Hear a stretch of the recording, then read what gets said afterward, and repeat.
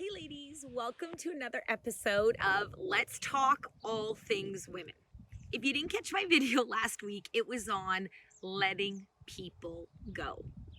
And this video is a continuation of that first video based on the feedback I got from sisters who've watched. So if you haven't had a chance, go back to my playlist, Let's Talk All Things Women, and check it out. Letting people go. Today's video is more about the people I'm keeping in my circle, because as much as important it is to let people go, it's equally important to keep those strong, valuable sisters in your circle. And I'm just going to share 3 things that work for me. How do I know who to let go of, what's not working? Is in the last video, but how do I know who to hold on to? 1, how does it feel in my body? When I'm talking to that person, am I feeling supported? Do I feel comfortable? 2, can I trust that what I am sharing will remain between who I am sharing with?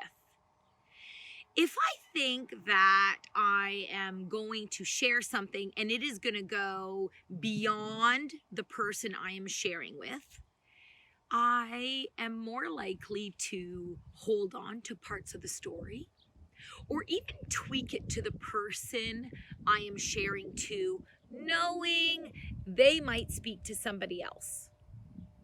I can't have that. I need to keep someone in my circle who I could share and divulge everything I'm experiencing and know that it is between us. And the third one, I really hold dear those who don't judge me for thinking differently.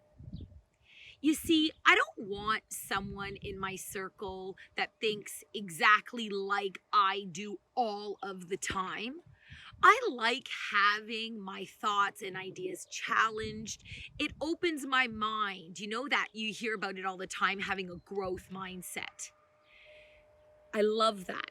What I don't like is when I'm engaging in conversation and ideas differ, and yet I get this feeling of being judged, or my idea is less important, not as valued.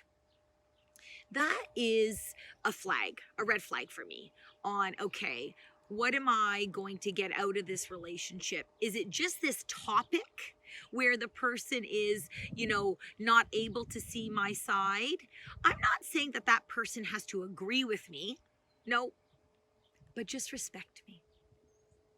And so those are 3 key components to what I believe are the foundation of a strong woman-to-woman relationship. How does it feel in your body? Your gut knows. Just listen. How does it feel in your body, ladies, when you are around that person? That could be it. You could just use that guide right there. Do you trust the person, knowing that when you share your truth and you divulge how you are feeling, that you can trust it will not go anywhere else? Sorry, that car distracted me.